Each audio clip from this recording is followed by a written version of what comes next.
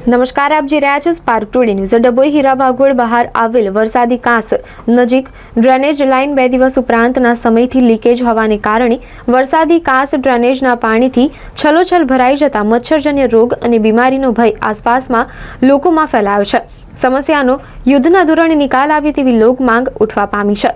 ડભોઈ નગરપાલિકા હદ વિસ્તારમાં હીરા ભાગોળ બહાર વરસાદી કાંસ પસાર થાય છે। આ જેની બાજુમાંથી જૂની નગરપાલિકા બિલ્ડિંગ પાસે આવેલ ડ્રેનેજ પમ્પિંગ સ્ટેશન ની ડ્રેનેજ લાઇન પણ પસાર થાય છે।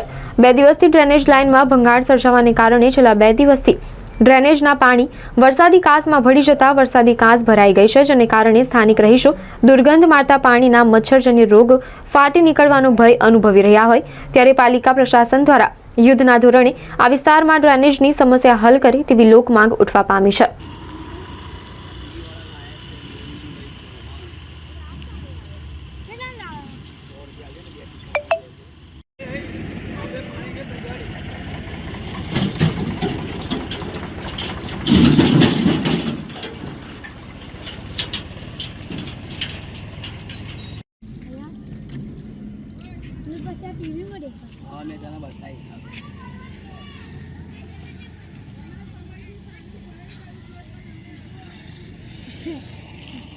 કેટલા ટાઈમથી રજૂઆત કરી છે અને આ ગટર ફાટી છે એટલે ગટરનું પાણી વરસાદી કેનલમાં જાય છે ને કેનલ આખી ફૂલ થઈ ગઈ છે ને મતલબમાં શું છે મચ્છરો ને રોગ થાય એવું પોઝિશન છે તો વહેલી તકે થાય એવી મારી માંગણી છે।